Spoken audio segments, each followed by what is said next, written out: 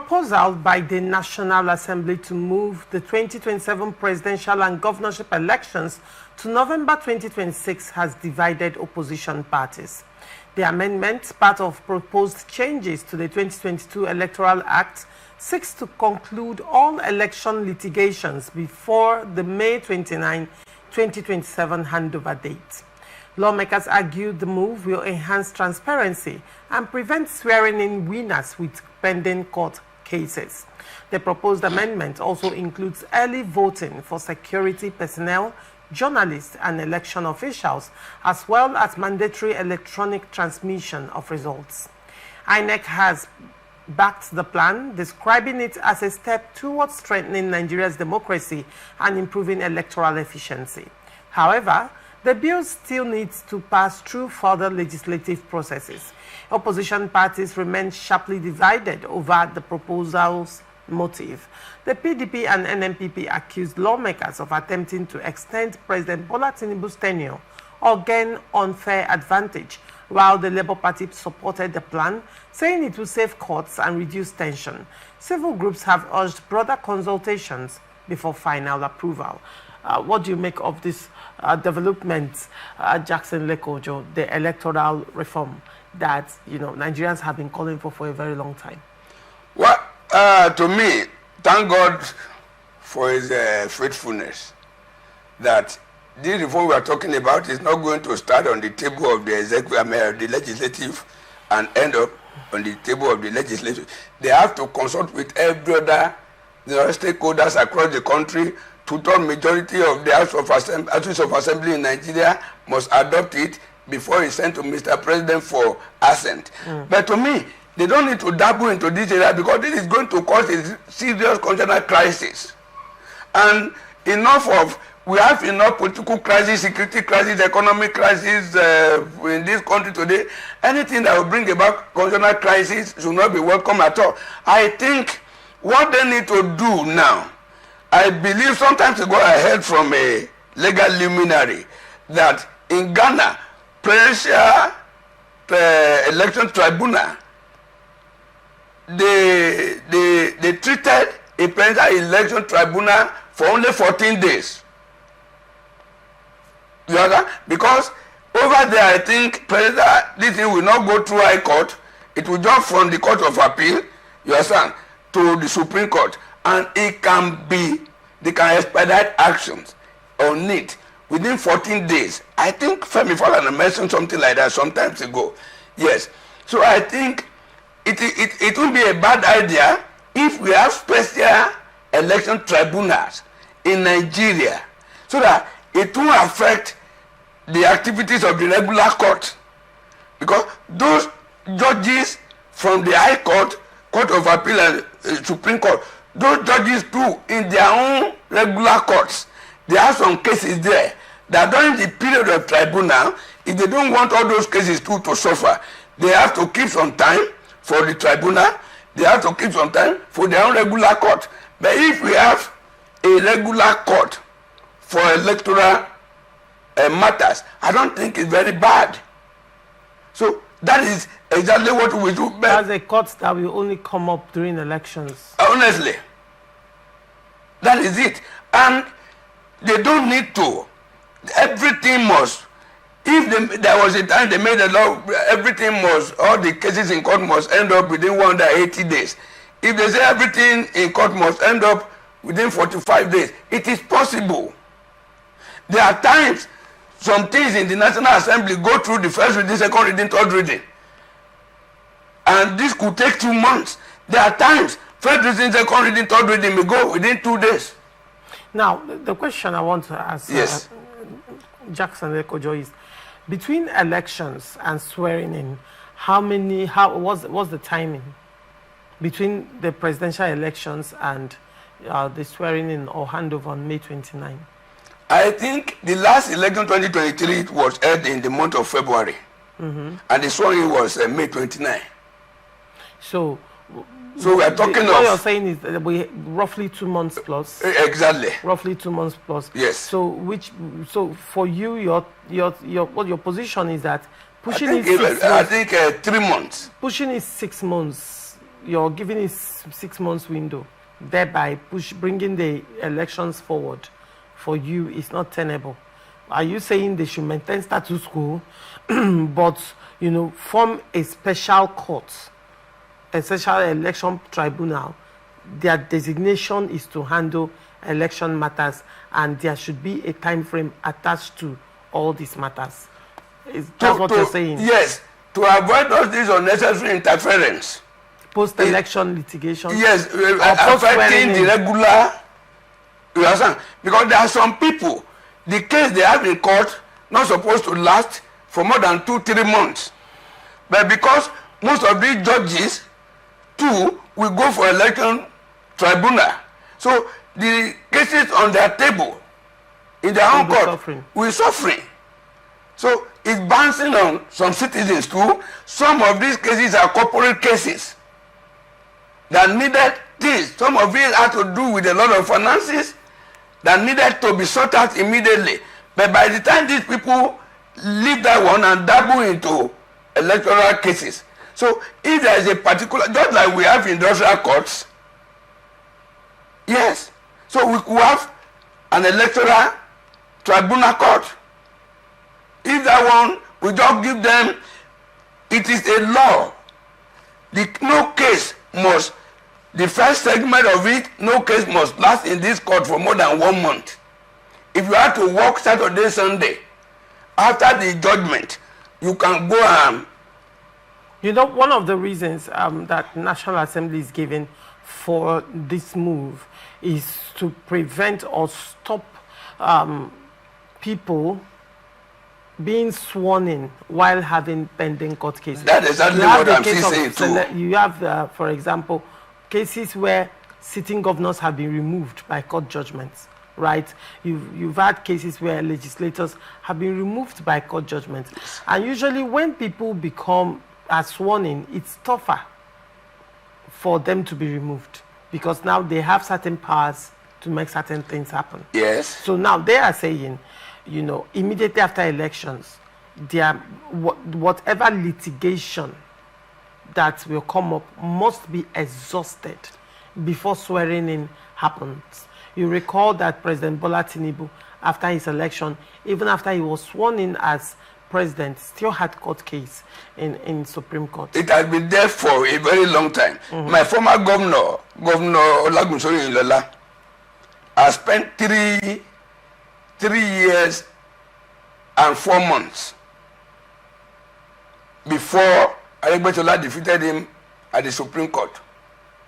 So that is what is last 3 years was taken out. Yes, that is what is causing off-season election today in Osun State. That is what is causing off-season election today in Anambra State. Off-season election in Kogi State. Off-season election in Ekiti State, Edo State and Ondo State. That is what is causing it. And tell me what one of the off-season elections that have been, we are saying the general elections are not always very credible, but these are bastardly incredible. Yes. So to me, it is not bad if they create a special court and just a bit latest 90 days. All matters, electoral matters must ended. So those people do not have any other case in any other. The issue with the cases of, for example, the case of the presidential election was handled by the Supreme Court. Yes, the case of presidential election will start. So are you saying that both Supreme Courts, appeal courts, all cases that has to do with election should not be taken to these courts, but there should be a special tribunal for that? Yeah, we can have special tribunal for that. And if are those 3 capacities too?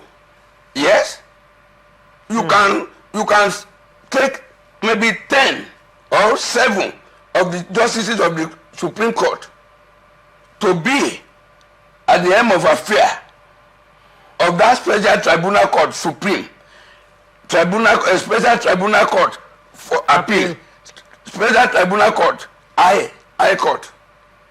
It is not bad. But this one... But the thing is that all the cases must be tied within 3 months. You can go online. I think Mr. Femi Falana quoted that in Ghana, that a presidential matter was treated in the court for only 14 days. I quote him, and I think Google can always tell us. All right, very well. Yes, sir. So, to me, let that be this idea of bringing down the election, this thing, no. So, at the end of the day, some party will say, oh, we are not fully prepared for the election. For the elections. It's in order to favor the ruling party. And by the time you say, okay, let the election take its own time, then you want to extend, there won't be vacuum.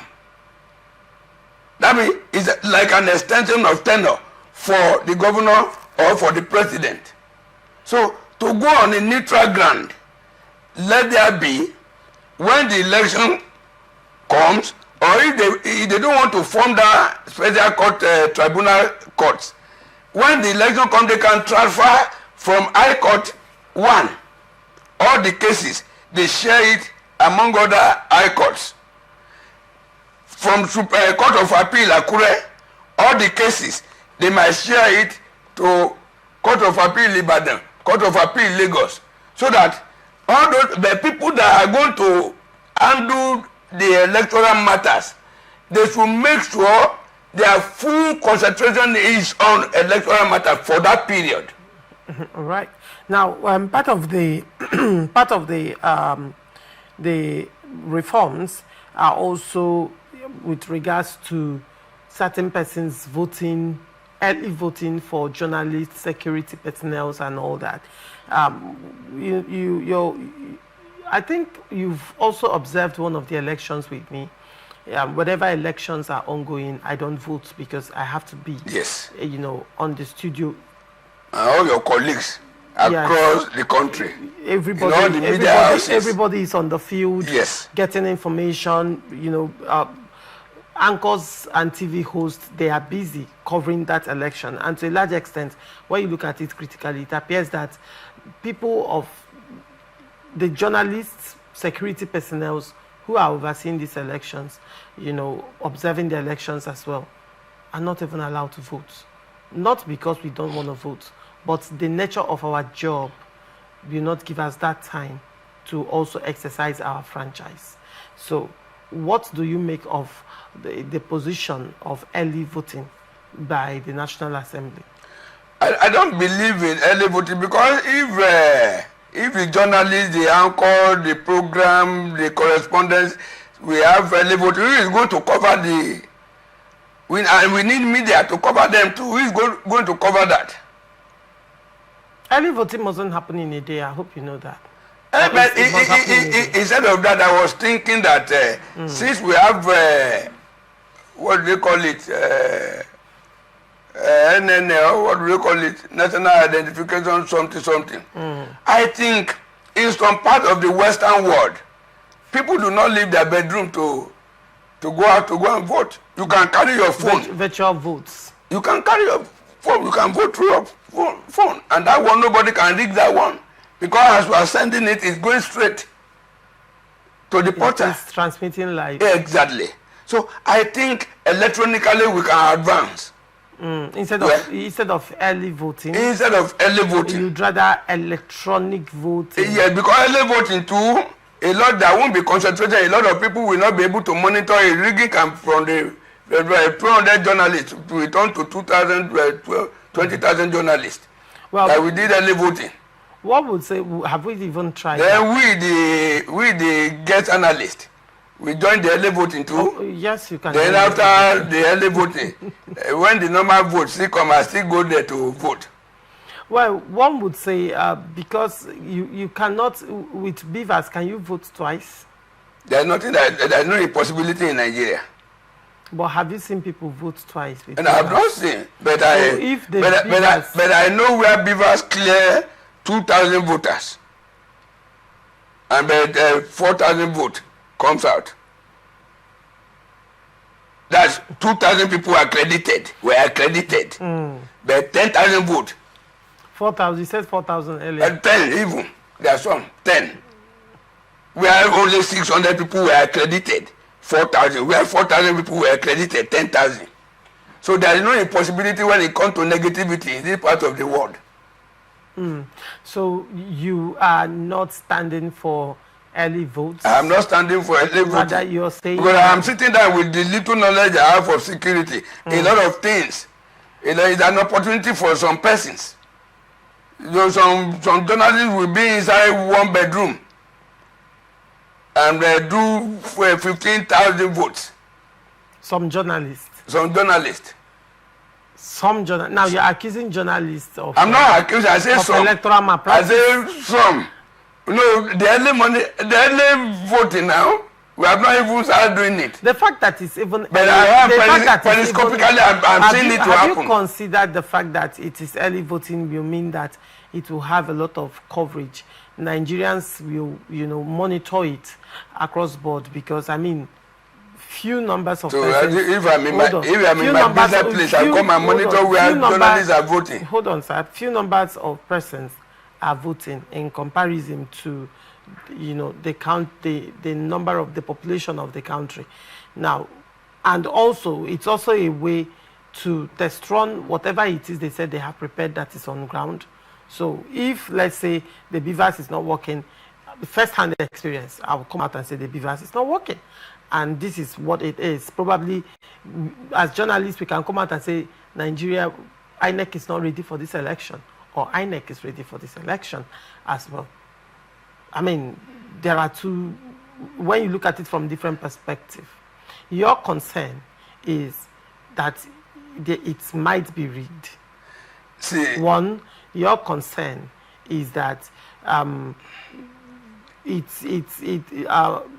who will conduct it, how will it be conducted, and all of that. That is the headache of INEC. Don't you agree?